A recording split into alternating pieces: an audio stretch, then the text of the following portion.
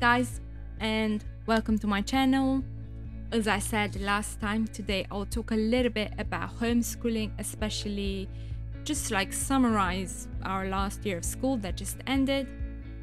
We're in holidays now, summer holidays, and obviously depending on the country you're listening from, rules and ways of doing homeschool are very different. But I just thought because I did this video in Romanian for my Romanian community, I thought I'll just do it in English as well, hopefully, and I pray that it will help someone. So basically, I have two children at school. I have two children and both of them are at school, let's say. Milo, who just finished second grade, and Liam, who finished first grade. And it was my first year having two kids at home, teaching them into different grades. In Romania, the system is that if you want to do homeschooling, you have to enroll your child in an umbrella school. So we chose the Christian Light Academy, which is an American school, but who also has an office in Romania. We love it, and we believe, and through the results that we saw, it was a very beneficial year. That we just end the school year. We can see how the kids developed, how we developed as a family. So basically, Liam learned this year in his first grade, he learned how to write, which is very different in English than it is in Romanian, in the sense that in Romanian you write as you read. In English, obviously, you know, it's different. So he learned how to write. He already knew how to read before he started first grade, but he obviously got better at it. He learned about different things that has to do with language. Milo, he learned how to write a small story, a letter, obviously still continuing with his spelling and learning how to write properly. He got even more deeper into his reading, analyzing a text. Then in maths, both my children are a bit advanced, I would say, maybe for their age, at least comparing to the children that we are surrounded by.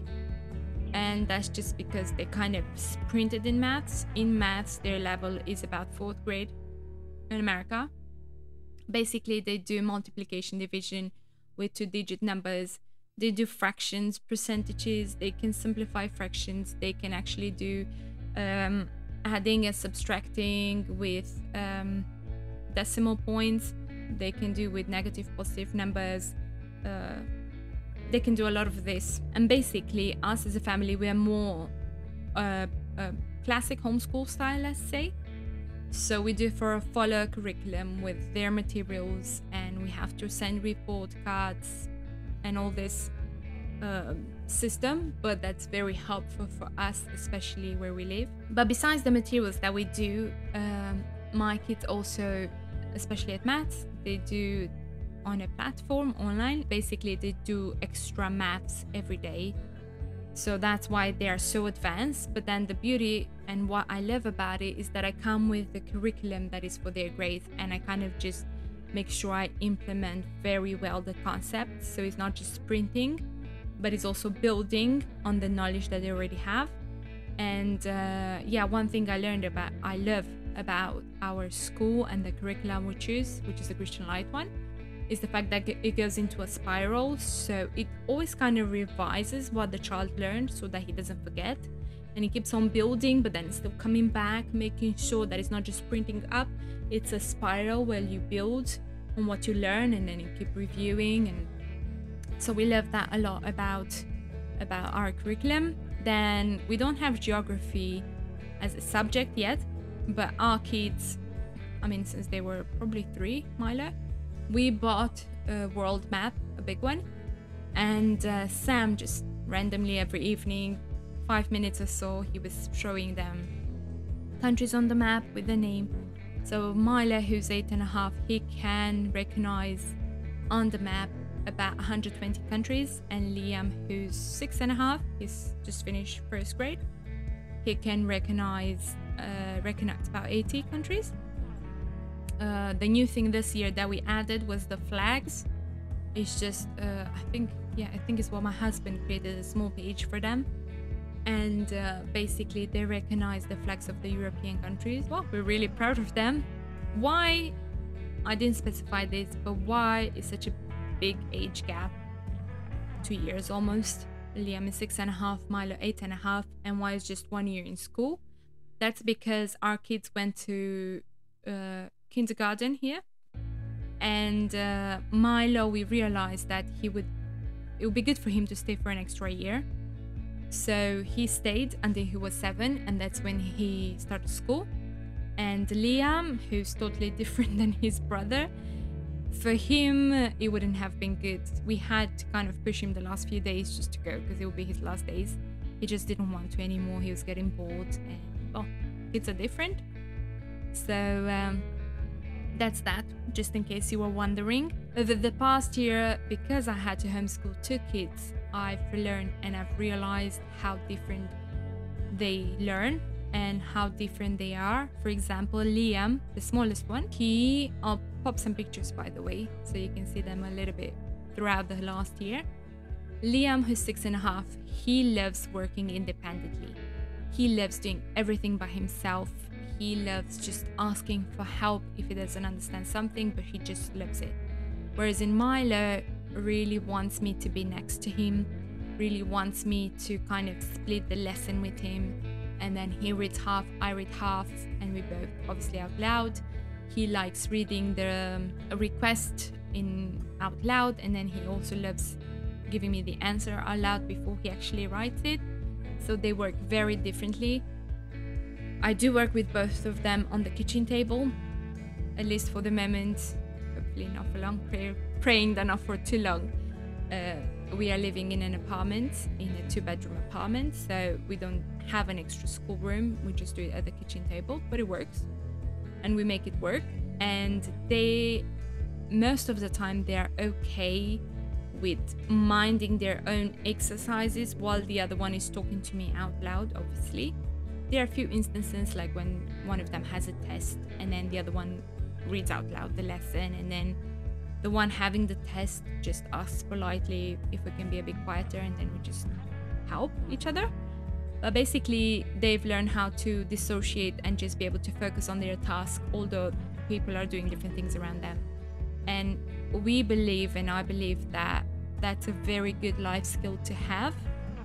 Just because I developed this, but I guess I developed it naturally just because it's how I am built. But I saw how well it served me, and it still serves me, to be able to be in a busy place, and people doing random things, children crying around me. As long as they are now mine, I can, focus on my task and not mind the noise around me. So that was new, and I see that they are very good, and they can do this most of the time very easily, not minding that the other person is talking while they're doing their own thing. Then another thing, this year we also had a lot of frustration. We had days where they just really didn't want to do school, and because we are at this age for classic homeschooling, because of where we live and the way everything is done, we decided that we want them to follow the curriculum, and they do have to do school. Okay, if they don't feel well, we understand there's exceptions and there's days when we just give them off. But just because I don't feel doing it today, they need to go over that. In life, we can't just choose not to do a job because we don't feel like it. I can't choose today not to cook because I don't feel like it. Okay, maybe one day because we can order a takeout, but I can't do that every day just because, or for a whole week. I have to show up and do what I have to do. So they need to learn this as well. So because there was this days of just whining and then not wanting, and then building into a whining and then into frustration, and then I even had a few days where I shouted at them and I'm not proud of it, and had to go and ask forgiveness from them. And I was like just not happy with the situations. They were not happy. So I said, okay, we have to find and do something about it. So what I did, I took a piece of paper at the kitchen table, we sat down, and I said, okay guys, listen, we have to figure out some rules during school time. So we just basically, they told me the rules. We have 3 or 4 rules. They're not a lot of rules. And I wrote them down. We have them always on the fridge, which is right next to where we learn and we study. And basically they chose, for example, if they whine, this will be the consequence. And then also mommy is not allowed to shout. It really helped us. And when the frustration was coming or the whining, or just like, I don't know what to do in school today, because they have days like that as well, I just could remind them, hey, what says on the paper, what's our rule? And then they knew that if they carried on, then there would be a consequence. Basically, something would be taken, like phone time, playtime, cartoons time, you know, depending on the situation, they chose their own consequences.